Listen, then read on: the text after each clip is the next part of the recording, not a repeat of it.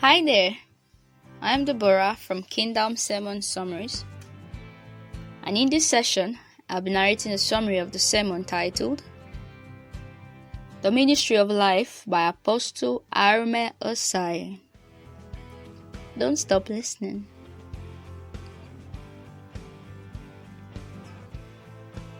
The Ministry of Life by Apostle Arome Osayi was the first message of the International Eagles Conference 2020. In it, he depicted the two positions a minister of the gospel can stand to minister from. He showed the very obvious outcome of each position, which is either a ministration of life or death. These are the lessons I learned. 1. The contrast between Babylon and the New Jerusalem. 2. The choice of a source to live from. 3. The choice of a principle to operate with. And last but not the least, the choice of a law to live by. In a time where false teachers and prophets have become so heavily multiplied, as John did in his first epistle to the saints, I will recommend that you test every spirit, not just what anyone says or what you can see. God's servant began this charge from the book of Ezekiel chapter 22, verse 23 to 26, talking about God's case against the teachers and prophets of Israel at that time.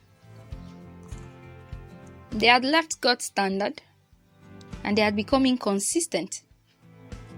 Their choice, however, to operate from this position brought the people into slavery and oppression.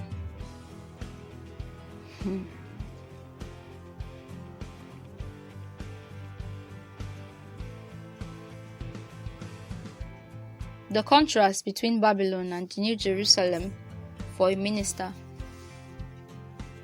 From Revelation chapter 17 verse 1 to 5, God's servant showed us how that Babylon was situated in the wilderness. Babylon was also described as a whore, and so common such that all the kings of the earth had had pleasure with her. Now this location, Babylon, is where the false ministers and all who aren't from God minister from. But on the other hand, from Revelation chapter 21 verse 10 to 12, God's servant showed us the New Jerusalem, which represents the church in her glorified state. Apostle John had to be taken into a high mountain. This location is not common. The new city is known by holiness. This new city must be sought for if it will ever be found. This new city is not just at the reach of anyone.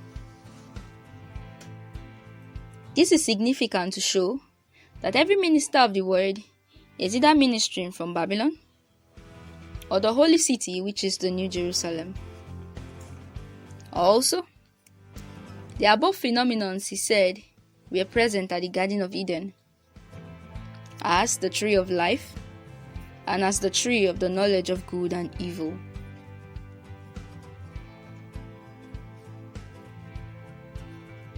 The choice of source by a minister.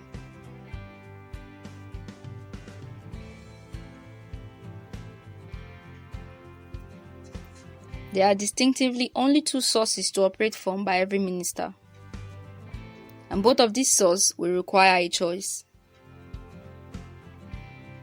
These sources are the tree of life and the tree of the knowledge of good and evil. And the source you choose will determine your strategy, your approach, and your results. If you choose to minister from the tree of life, then there is a path you must follow. That path is called the narrow way. And in that path, there is no carrying of extra baggage. If life is the path you want to walk in, then you must check your source.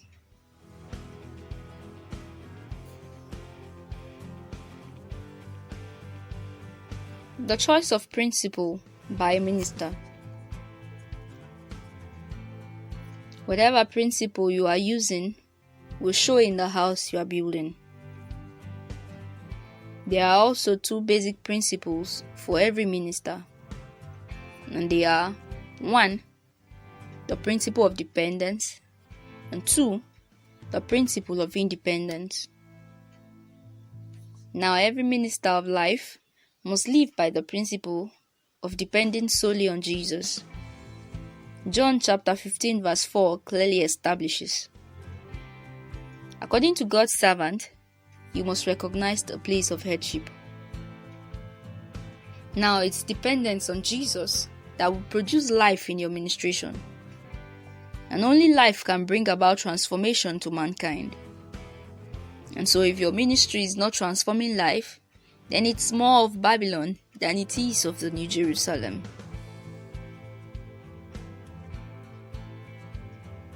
The choice of law by minister. There are only two laws to operate from, one of which is the law of sin unto death, and secondly, the law of the Spirit of life in Christ Jesus. The apostles, according to the book of Acts chapter 4 verse 33, they were known and separated as ministers of life by great grace. Grace only flows in the direction of God's will. Grace is operated from a throne, and Hebrews chapter 4 verse 16 clearly shows us that. And until you align to the demands and jurisdictions of that throne, grace doesn't flow. As New Testament ministers, we are the circumcision. We are identified by three things. Philippians chapter 3 verse 3 clearly identifies these three things. The first one is, we worship God in the Spirit. The second is, we rejoice in Christ Jesus. And last one is, we have no confidence in the flesh.